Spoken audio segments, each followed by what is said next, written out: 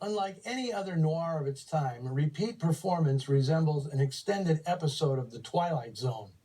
It even has the omniscient narrator, in this case voiced by actor John Ireland. Of course, the legendary TV series didn't appear until 1959, so we'll just have to wonder if Rod Serling had read William O'Farrell's novel when it was published in 1942. If he did, he read something very different than what you just saw. In the book, the character who relives the prior year is acclaimed Broadway star Barney Page, and his bête noire is his drunken shrew of a wife, Sheila. When producer Brian Foy cast Joan Leslie in the film, the roles were reversed.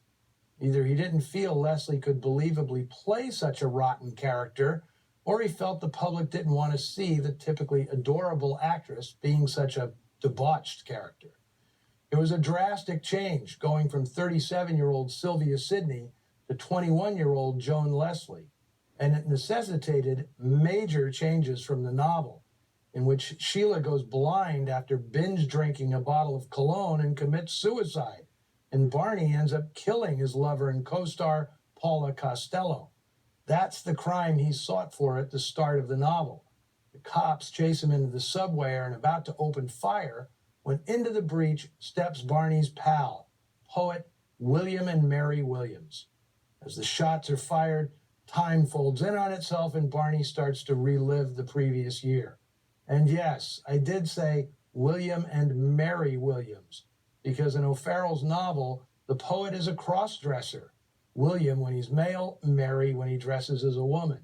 That's what earns him a stint in an asylum, not because he's racked with artistic anxiety. Like I said at the top, keeping the character as he was in the book would have been groundbreaking for a movie in 1947, but impossible, of course, due to the production code.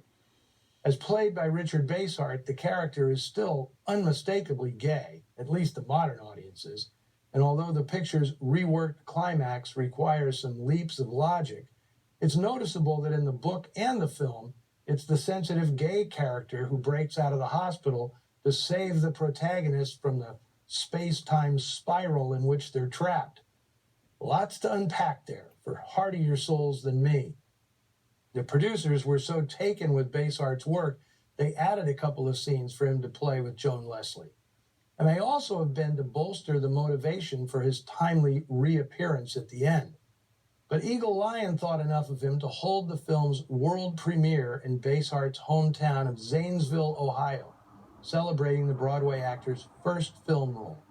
Basehart was afraid it might be his last, saying later that my first role was nearly my swan song as I played a weak, neurotic poet. After that, nobody would cast me in a good romantic part. A worry that was completely unfounded. Basehart had a long and versatile career. In fact, one of his best early roles reunited him with director Alfred Werker. In 1948, he played the villain in Eagle Lion's He Walked by Night, which was an unexpected hit for the studio. It was crime films that essentially kept Eagle Lion afloat in the late 40s. Repeat performance and several other prestige productions underperformed for the company. By contrast, low-budget crime pictures like T-Men, Raw Deal, Canyon City, He Walked by Night, and Trapped minted money for the studio and helped further the film noir movement in Hollywood. I don't know what you thought of Louis Hayward's performance, but I hope you aren't as critical as the New York Times. Its review of Repeat Performance essentially called him the biggest slice of boiled ham since Charles Lawton. Ouch. No one can fault the supporting cast, however, who all seem to be having a ball. As John Friday, Tom Conway is his usual smooth self, just a notch down on the suave scale from his brother, George Sanders. Virginia Field as Paula fit right in all the bitchy byplay, since in real life she had a reputation for bad-mouthing her co-stars. She allegedly called Loretta Young a phony and conked David O. Selznick with a wine decanter when she thought he was making a pass at her. Stardom may have eluded her as a result, but she maintained a busy career for a few more decades. As Bess, Benet Venuta had the Eve Arden role, a one-woman Greek chorus with all the best lines.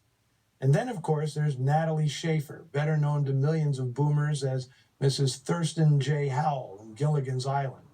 She makes Eloise Shaw an amusing send-up of matrons of the arts, funny and not entirely far-fetched. Let us know what you thought of Repeat Performance on the Noir Alley Facebook page and Twitter feed. Next week, we'll be back with another show business noir. This one set a million miles from Broadway in the world of carnivals and spook shows. It's the original Nightmare Alley, which has just been remade by director Guillermo del Toro. Here's a chance to watch both versions back to back and compare. Have a safe and happy New Year's, everybody. See you back here next week, provided that we don't have to live the last year all over again.